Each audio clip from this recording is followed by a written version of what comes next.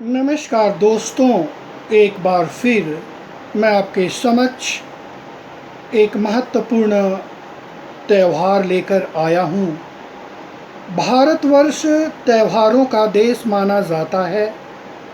अपनी संस्कृति और सभ्यता के लिए भारतवर्ष विश्व में विख्यात है।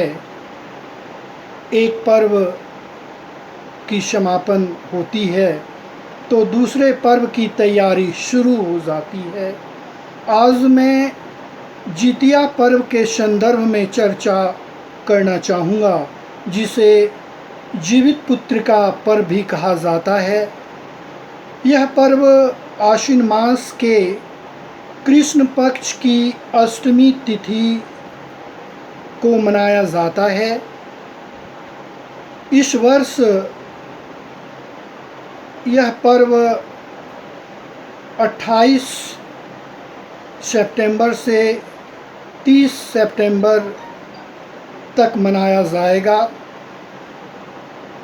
28 सितंबर को नहाय खाय के साथ पर्व की शुरुआत होती है।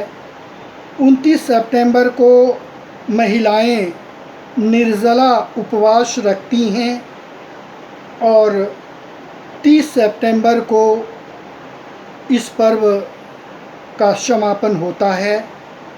महिलाएं अपने बच्चों की समृद्धि और लंबी आयु के लिए इस पर्व को करती हैं।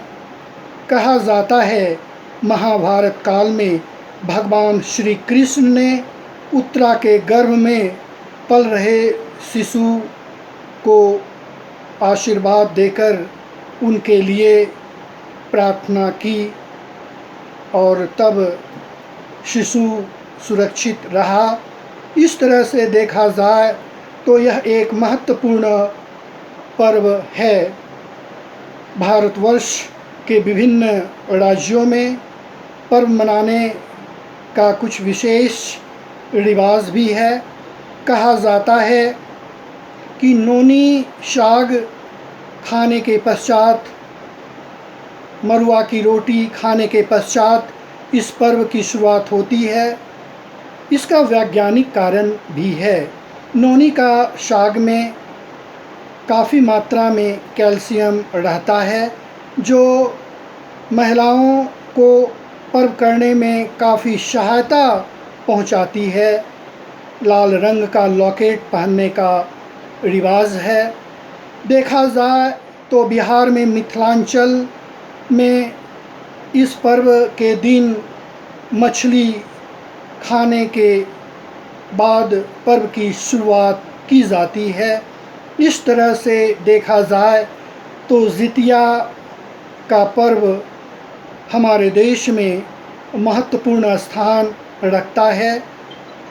आज से ही साफ़ सफाई की शुरुआत हो गई और 28 तारीख को नहाय खाय के साथ पर्व की शुरुआत होगी। 30 तारीख को समापन होगा, जिसमें परिवार के सभी सदस्य एक साथ मिलकर इस पर्व को समापन करते हैं और आने वाला समय के लिए भगवान से आशीर्वाद मांगते हैं कि जीवन में हर कुछ अच्छा हो।